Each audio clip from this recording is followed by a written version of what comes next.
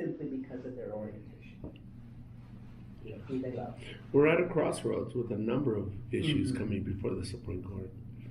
And certainly that is one of them. And it's really refreshing to know that Gorsuch is sticking by his... So far. Sticking by his principle that if it's what has been received by the people as being the meaning, then that is the meaning of it. I've forgotten what the principle is called, but that's basically what it's about. Stare decisis? I have no idea.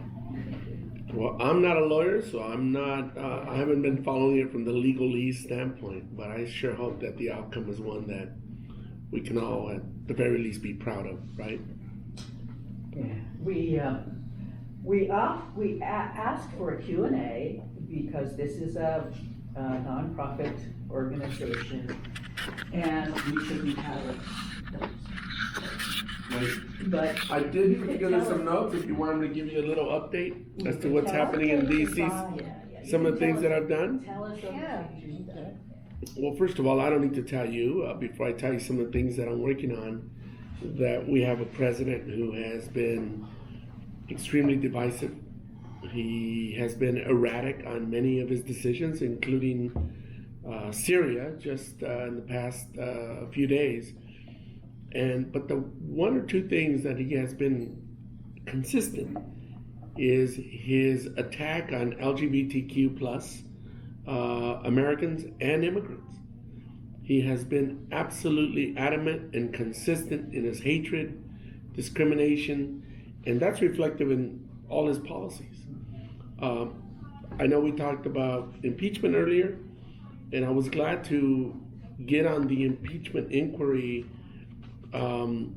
train because I think this president has done enough things that, just like the Mueller report, at least 10 instances where he has clearly obstructed or directed his staff to obstruct justice. So I fully believe that, and even since I came out for the inquiry, now we have the whole Ukraine issue where he was trying to extort them to investigate his political opponent for his own personal gain and withhold American military aid for Ukraine, who we are in support of, to making sure that they're able to defend themselves against Russia. And I mean, how appalling. But I think the American people clearly better understand that. I made a few notes. You did raise the issue of gun violence. I wanted to let you know that I am a co-sponsor of Representative Cicilline's reauthorization of the assault weapons ban, which expired many years ago, but we haven't been able to get it back. It hasn't made it through the House, but it's a bill that I've sponsored. What has made it through the House are two pieces of legislation that provide for universal background checks, and they close the loopholes of internet and gun show purchases. And that is something that passed the House of Representatives. Recently, my own bill, which is the Extreme Risk Protection Order Act bill, which would allow family members and law enforcement the ability to go before the courts to provide due process, but nonetheless to be able to temporarily take weapons away and prevent individuals from owning weapons that pose a danger to themselves or others.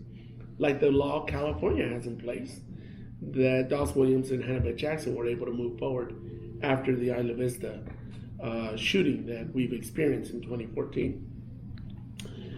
There's also a bill that came out of Judiciary, the Judiciary Committee, along with my ERPO bill, called the hate bill. Anybody who's been convicted of a hate crime would not be able to own guns as well. And a bill that would also preclude high-capacity magazines to be sold and purchased would be another bill that has passed the Judiciary Committee and still has to come to the floor. I don't need to tell you that the House has been diligent in moving forward legislation every week. We're doing our job. But Mitch McConnell has decided not to show up to work.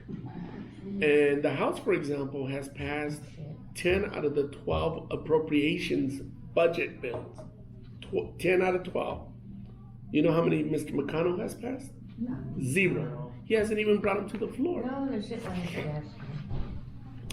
When it comes to healthcare, you